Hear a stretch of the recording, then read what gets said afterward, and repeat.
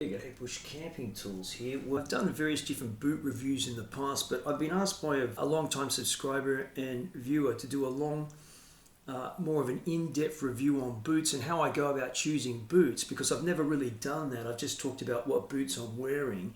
But you see I've got various, 3 different examples here, and these are the latest ones, these Fitwells. These are the Big Wall Treks, and I've got here these almost knackered, but they're still wearable, the Fitwell Big Wall boots, covered in mud. That's the soles. You can see the soles there, these Vibram soles. If we compare them to new Vibram soles, these ones are about 3 years old almost, and they're new ones. And also, and I've got another pair of here which are more mountaineering style, lightweight mountaineering boots. First of all, I want to talk about, when I said I got 3 years use out of these ones, what do I mean by 3 years? How often am I wearing? Well, I said that I wore them 24/7. Okay, I'm not wearing them to bed, but I wear them every day of the week. I've only got one pair of shoes. I wear these ones now on a daily basis, and if I want to go into serious snow and on ice, I'm wearing these boots here. Okay, so these are not for the street. They're much heavier than these things, and of course I can take crampons, and they're much stiffer, so they're not appropriate for walking around on the streets. But these you can walk around on the streets with, etc. as well. So I've only got 2 pairs of shoes effectively. So let's talk about these ones for a start. How much wear did I really get out of these? Well, I just sat down for a couple of hours and made up an Excel spreadsheet on the places I've been and the kilometers I've walked and miles. And basically from these come under, just in almost 3 years, just under 4,000 kilometers. So I've got about 3,999.6 kilometers to be exact. So whatever that is in miles, that's just around, it's over 3,000 miles. Okay, over 3,000 miles. So about 1,000 miles, a little bit over 1,000 miles per year. So yeah, that's pretty damn good, I think. So what I want to talk about is, what do I look for when I go out buying boots? I'm pretty much set now in my ways over all the years experience of looking at boots, of what I need to look for. And the thing that I look for ultimately on all boots is, I want a Vibram sole. Okay, here's the Vibram sole. That is my guarantee of longevity. Now, with any kinds of shoes, even with the Vibram sole, if you're going to kick the daylights out of your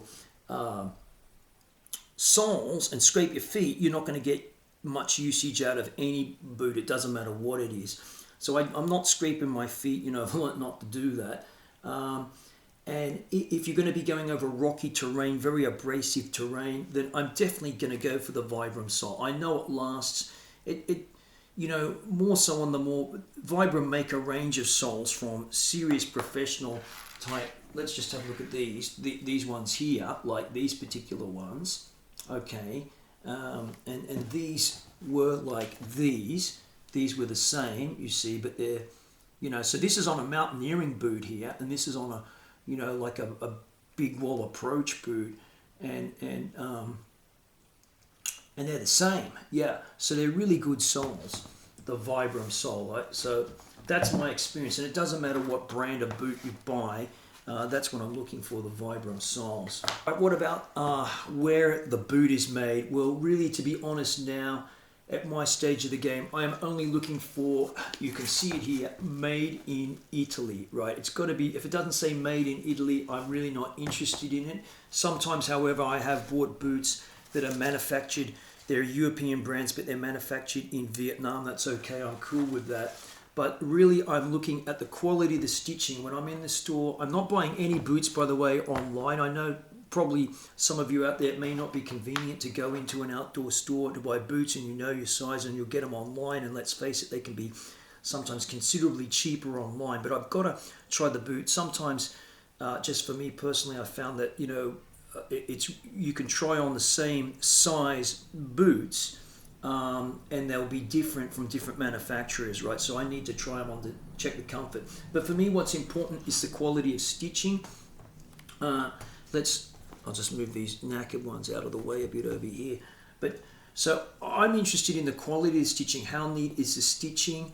It definitely has to be neat and not running over any part of where the boot's been stitched. I'm looking for these rubber rand, either a full rubber rand going right around here. These ones had a full rubber rand, almost a full rubber rand right around here. Now this kind of rubber that these Italians are using on their boots is generally the same formulations or similar to car tires. So this, that says a lot about abrasion resistance.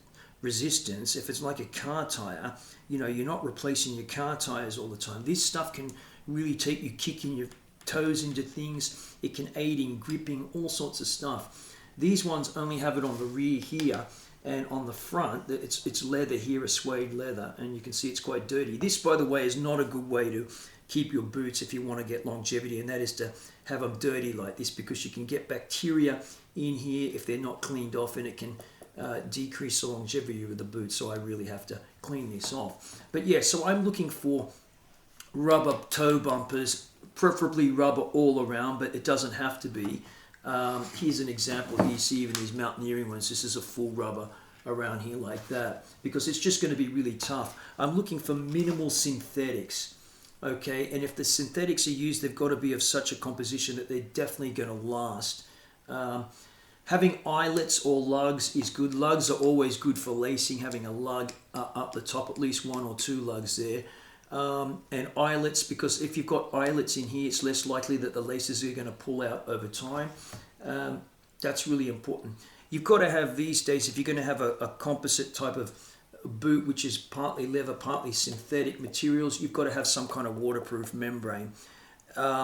I'm done with kind of Gore-Tex these days, because I just don't think Gore-Tex lasts so long. If you can get like a year out of it, the boot being completely waterproof, that's good. But after that, these membranes will always break down because they're so thin, and movement of the boot, they just wear out. With these ones here, they're using this event thing, I found them to be waterproof. They gave me good waterproofness for about 2 years, just a little bit over 2 years, and after that they weren't. I had to start spraying stuff on here to keep them, pretty much water repellent, but they were definitely waterproof up to here. You could put your foot into the water up to here, and they would not leak up to a good 2 years for certain. So I'm sold with that, this event thing. There's many different ones other than Gore-Tex now, but they're all based on similar things, I think. Yeah, I'm looking for comfort. I'm looking for, obviously they've got to be comfortable, out of the box. Gone are the days where you have to break in boots. So if you're just only going to be doing day walks and, carrying a pack with light hiking, you can get away with sort of like, lower cut boots. Like these are not totally lower cut, but, they would come to about here like this. I think best for ankle support. Obviously something for going into the mountains with crampons. It's a much higher cut on the boot. There are next models up from these, of course, which are really super serious mountaineering boots. I won't talk about those because I've got no experience in that. With boots, you really get what you pay for. If you're going to pay cheap, you're going to get cheap. That doesn't mean to say, though, you're going to have to pay a small fortune to get longevity out of it. As I said, what's important are the materials, the construction, how they're stitched.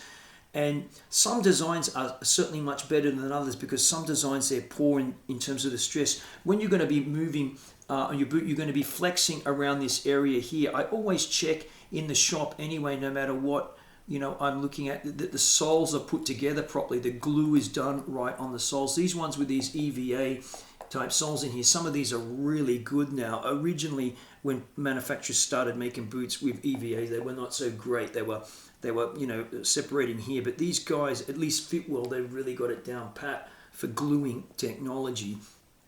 And as I said, you've got the rubber toe here, bumper, and you've also got this on these Vibram soles up here, which really protects the toe from kicking it, sharp rocks, all that kind of stuff. The insides here, these are leather as well. I like to have if you have a boot, of course, which is full leather, it's going to be heavier than these sort of like 3/4 leather, 1/4 synthetics. So that's something that's quite important, because the heavier boots are, the more difficult it is to hike really long distances. there's no need to be wearing 3 kilo plus boots if you get pair of boots if you can help it. Depending on how your feet sweat. Some people's feet, they sweat a lot.